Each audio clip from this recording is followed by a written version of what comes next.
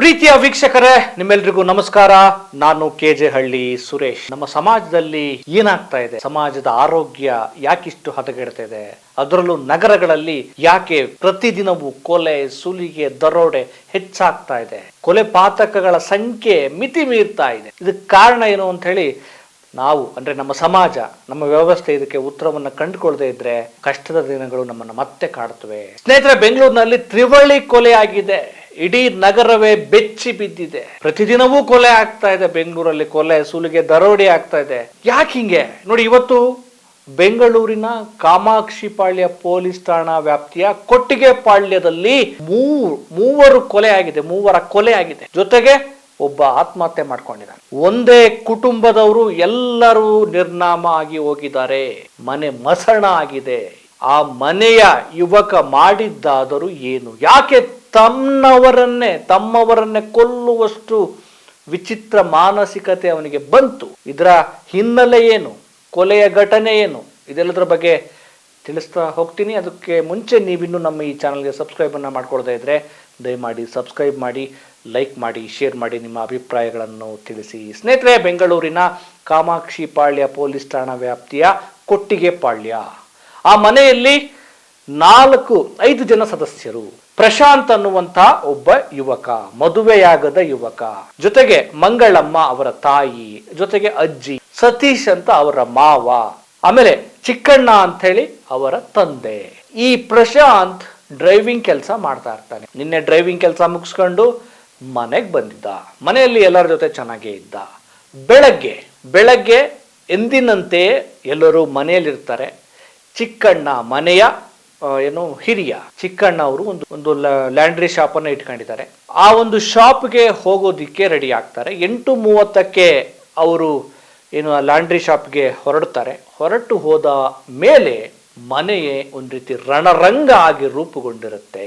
ಚಿಕ್ಕಣ್ಣ ಕೆಲಸದ ನಿಮಿತ್ತ ಹೊರಗಡೆ ಹೋದ ನಂತರ ರೂಮ್ನಲ್ಲಿ ಪ್ರಶಾಂತ್ ಮತ್ತು ಅವರ ಮಾವ ಸತೀಶ್ ನಡುವೆ ವಾಗ್ವಾದ ಶುರುವಾಗತ್ತೆ. ಯಾವ ಕಾರಣಕ್ಕೆ ಆಗತ್ತೆ, ಏನು ವಿಚಾರವನ್ನ ಪ್ರಸ್ತಾಪ ಮಾಡ್ತಾರೆ, ಯಾವ ವಿಷಯದ ಬಗ್ಗೆ ಅವರು ಚರ್ಚೆ ಮಾಡ್ತಾರೆ, ಅದು ಯಾಕೆ ಅಷ್ಟೊಂದು ವಿಕೋಪಕ್ಕೆ ಹೋಗುತ್ತೆ ಅನ್ನೋದು ತನಿಖೆ ನಂತರ ಗೊತ್ತಾಗಬೇಕು. ಹೀಗೆ ಮಾತಿನ ಜಟಾಪಟಿ ನಡೆಯುತ್ತೆ. ಕೊನೆಗೆ ತಾಳ್ಮೆಯನ್ನ ಕಳೆದುಕೊಂಡಂತ ಆ ಪ್ರಶಾಂತ್ ತನ್ನ ಮಾವನನ್ನ ಕೊಂದೇ ಬಿಡ್ತಾನೆ. ಯಾವಾಗ ಜೋರಾದ ಧ್ವನಿ, ಕೂಗಾಟದ ಧ್ವನಿ ಕೇಳಿಸತ್ತೆ, ಮತ್ತೆ ತನ್ನ ಮಾವನನ್ನೇ ಕೊಂದಿರುವ ವಿಚಾರ, ಈ ಪ್ರಶಾಂತ್ ಮಾಡಿರುವ ಈ ದುಷ್ಕೃತ್ಯ ಮಂಗಳಮ್ಮ ಮತ್ತು ಅವರ ಅಜ್ಜಿಗೆ ಗೊತ್ತಾಗುತ್ತೆ, ತಾಯಿಗೆ ಮತ್ತೆ ಅಜ್ಜಿಗೆ ಗೊತ್ತಾಗುತ್ತೆ. ಇದನ್ನ ನೋಡಿದ ತಕ್ಷಣ ಮತ್ತಷ್ಟು ವ್ಯಗ್ರನಾದಂತಹ ಪ್ರಶಾಂತ್ ತನ್ನ ತಾಯಿ ಮತ್ತು ಅಜ್ಜಿಯನ್ನ ಮತ್ತೆ ಅವ್ರ ಮೇಲೆ ಕೂಡ ಹೆರಗಿ ಅವರನ್ನು ಕೊಲೆ ಮಾಡೇ ಬಿಡ್ತಾನೆ. ಕೊನೆಗೆ ಈ ಒಂದು ದುಷ್ಕೃತ್ಯದ ಸಂದರ್ಭದಲ್ಲಿ, ಆ ನೋವಿನ ಸಂದರ್ಭದಲ್ಲಿ ಕೂಗಾಟ, ಚೀರಾಟಗಳು ಎಲ್ಲ ಅಕ್ಕಪಕ್ಕದ ಮನೆಯವರಿಗೆ ಕೇಳಿಸುತ್ತೆ. ಸಹಜವಾಗಿ ಈ ರೀತಿ ಘಟನೆಗಳಾದಾಗ, ಈ ರೀತಿ ದುಷ್ಕೃತ್ಯಗಳಾದಾಗ, ಒಂದು ಚೀರಾಟಗಳು ಬಂದಾಗ ಅಕ್ಕಪಕ್ಕದ ಮನೆಯವರು ಬಂದೇ ಬರ್ತಾರೆ, ಅದನ್ನು ನೋಡ್ತಾರೆ. ಇದು ಯಾವಾಗ ಗೊತ್ತಾಗತ್ತೆ ಅಕ್ಕಪಕ್ಕದವರು, ಅವರು ಬಂದು ಡೋರನ್ನ ಲಾಕ್ ಮಾಡ್ತಾರೆ.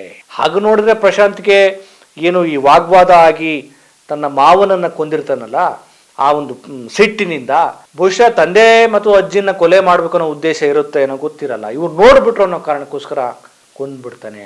ಅಲ್ಲಿ ರೂಮಲ್ಲಿ ಮಾವನನ್ನ ಕೊಲ್ತಾನೆ. ಇಲ್ಲಿ ಆ ಒಂದು ರೂಮಿನ ಹೊರಗಡೆ ಬಂದ ನಂತರ ಅಜ್ಜಿಯನ್ನ ಮತ್ತೆ ತಾಯಿಯನ್ನ ಕೊಲ್ತಾನೆ. ಅಕ್ಕಪಕ್ಕದ ಮನೆಯವರು ಬಂದು ಡೋರ್ ಲಾಕ್ ಮಾಡ್ತಾರೆ. ಮಾಡಿದ ಕ್ಷಣ ಪೊಲೀಸ್ಗೆ ತಿಳಿಸ್ತಾರೆ. ಯಾವಾಗ ಡೋರ್ ಲಾಕ್ ಆಗತ್ತೆ, ಮತ್ತಷ್ಟು ವ್ಯಗ್ರ ಮತ್ತು ವಿಚಲಿತನಾದಂತ ಪ್ರಶಾಂತ್ ರೂಮ್ಗೆ ಹೋಗಿ ನೇಣು ಬಿಗಿದುಕೊಂಡು ಆತ್ಮಹತ್ಯೆ ಮಾಡ್ಕೊಳ್ತಾನೆ. ಇಡೀ ಮನೆ ಬೆಳಗ್ಗೆ 8:30 ನಂತರ ಸ್ಮಶಾನವಾಗಿ ರೂಪುಗೊಳ್ಳುತ್ತೆ. ತನ್ನ ಮನೆಯ ಸದಸ್ಯರನ್ನೇ, ತನ್ನ ತಾಯಿಯನ್ನೇ, ತನ್ನ ಅಜ್ಜಿಯನ್ನೇ, ತನ್ನ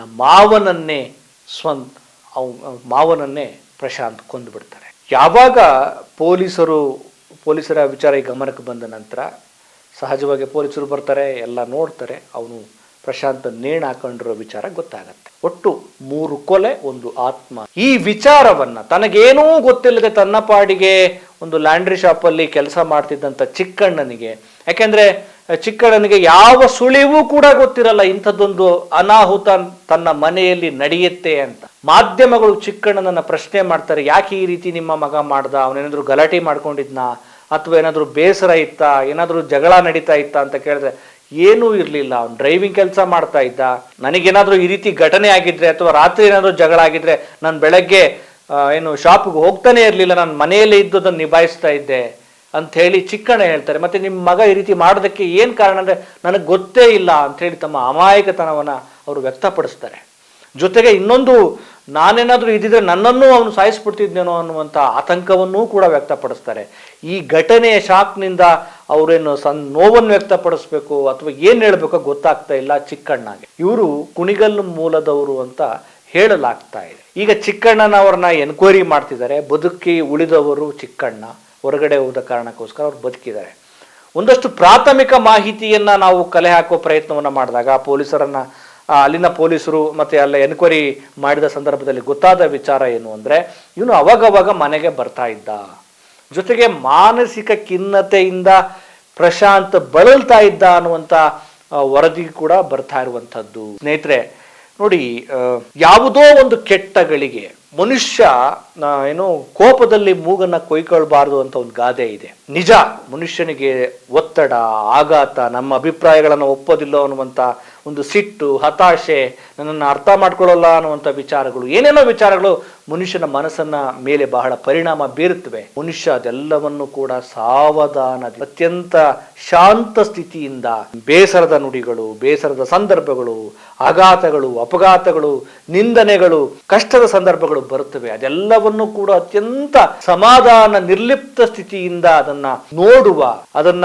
ಬಗೆಹರಿಸಿಕೊಳ್ಳುವ, ಮತ್ತೆ ಒಂದು ಶಾಂತ ಮನಸ್ಸಿನಿಂದ ಎಲ್ಲವನ್ನೂ ಅವಲೋಕಿಸುವ, ಧ್ಯಾನಸ್ಥ ಸ್ಥಿತಿಯಿಂದ ಎಲ್ಲವನ್ನೂ ಒಂದು ಪ್ರಶಾಂತತೆಯಲ್ಲಿ ಚಿಂತನೆ ಮಾಡುವ ಮನಸ್ಥಿತಿ ಬರದೆ ಹೊರತು ಇಂಥ ದುಷ್ಕೃತ್ಯಗಳು, ಮನುಷ್ಯ ಇಂಥ ಒಂದು ರಾಕ್ಷಸಿತನಕ್ಕೆ ಹೋಗ್ತಾನೆ ಇರ್ತಾನೆ. ಯಾಕೆಂದ್ರೆ ಅಲ್ಲಿ ತಂದೆನೂ ಮುಖ್ಯ ಆಗಲ್ಲ, ತಾಯಿನೂ ಮುಖ್ಯ ಆಗಲ್ಲ, ಅಜ್ಜಿನೂ ಮುಖ್ಯ ಆಗಲ್ಲ, ಮಾವನೂ ಮುಖ್ಯ ಆಗಲ್ಲ, ಯಾರನ್ನು ನಾನು ಬಿಡಲ್ಲ ಅನ್ನುವಂಥ ಕೆಟ್ಟ ಸ್ಥಿತಿಗೆ ಮನುಷ್ಯ ಹೋಗ್ತಿದ್ದಾನೆ ಅಂತಂದ್ರೆ ಇವತ್ತಿನ ಮನುಷ್ಯನ ಬದುಕಿನ ಅವನ ಲೈಫ್ ಸ್ಟೈಲೇ ಒಂದು ರೀತಿ ಕಾರಣ ಅಂತ ಹೇಳ್ಬೋದು. ಒತ್ತಡ, ಆಘಾತ, ಮತ್ತೆ ಸರಿಯಾದ ಶಿಕ್ಷಣ ಸಿಗದೆ ಇರುವಂತದ್ದು, ಮತ್ತೆ ಮಾನಸಿಕ ನೆಮ್ಮದಿಯನ್ನ ಕಳೆದುಕೊಂಡಿರುವಂತದ್ದು, ಮತ್ತೆ ಮನುಷ್ಯನಿಗೆ ದುಡ್ಡು, ಕೆಲಸ ಅಷ್ಟೇ ಮುಖ್ಯ ಅಂತ ಅಂದುಕೊಂಡಿರುವಂಥದ್ದು, ನಮ್ಮ ಮಾನಸಿಕ ನೆಮ್ಮದಿಯನ್ನ ಕಳೆದುಕೊಂಡು ಇನ್ನೊಬ್ಬರನ್ನ ಮೆಚ್ಚಿಸೋದಕ್ಕೆ ಏನೆಲ್ಲ ವಿಚಿತ್ರಗಳನ್ನ ಮಾಡೋದು. ಹಾಗಾಗಿ ಧ್ಯಾನ, ಪ್ರಶಾಂತತೆ, ಸರಳತೆ, ನೆಮ್ಮದಿಯ ಬದುಕು ಇವತ್ತು ಬೇಕಾಗಿದೆ. ಇಲ್ಲಾಂದ್ರೆ ಇಂಥ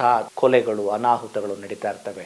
ಎನಿವೇ, ಅನ್ಫಾರ್ಚುನೇಟ್ ಈ ಘಟನೆ ಆಗಬಾರ್ದಾಗಿತ್ತು. ತ್ರಿವಳಿ ಕೊಲೆ ಆಗಿದೆ, ಆತ್ಮಹತ್ಯೆ ಮಾಡ್ಕೊಂಡಿದ್ದಾನೆ. ಈಗ ಎಲ್ಲರನ್ನೂ ಕಳೆದುಕೊಂಡು ಚಿಕ್ಕಣ್ಣ ಒಬ್ಬಂಟಿಯಾಗಿದ್ದಾರೆ. ನೋಡೋಣ, ಈ ಪ್ರಕರಣದ ಎನ್ಕ್ವೈರಿ ನಡೀತಾ ಇದೆ, ಏನೆಲ್ಲ ಸತ್ಯಾಂಶಗಳು ಹೊರಗಡೆ ಬರ್ಬೋದು. ಒಟ್ಟಾರೆ ತಾಳ್ಮೆಯನ್ನ ಕಳ್ಕೋಬಾರದು. ತಾಳಿದವನು ಬಾಳಿಯಾನು ಅಂತ ಹೇಳ್ತಾರಲ್ಲ, ಹಂಗೆ ಮನುಷ್ಯ ತಾಳ್ಮೆಯಿಂದ ಎಲ್ಲವನ್ನೂ ನಿಭಾಯಿಸಬೇಕು. ಇಲ್ಲ ಅಂದ್ರೆ ದೊಡ್ಡ ಪ್ರಪಾತಕ್ಕೆ ಬೀಳೋದಂತೂ ಗ್ಯಾರಂಟಿ. ಮತ್ತೊಂದು ವಿಚಾರದೊಂದಿಗೆ ನಿಮ್ಮನ್ನ ಭೇಟಿ ಮಾಡ್ತೇನೆ. ನಮಸ್ಕಾರ.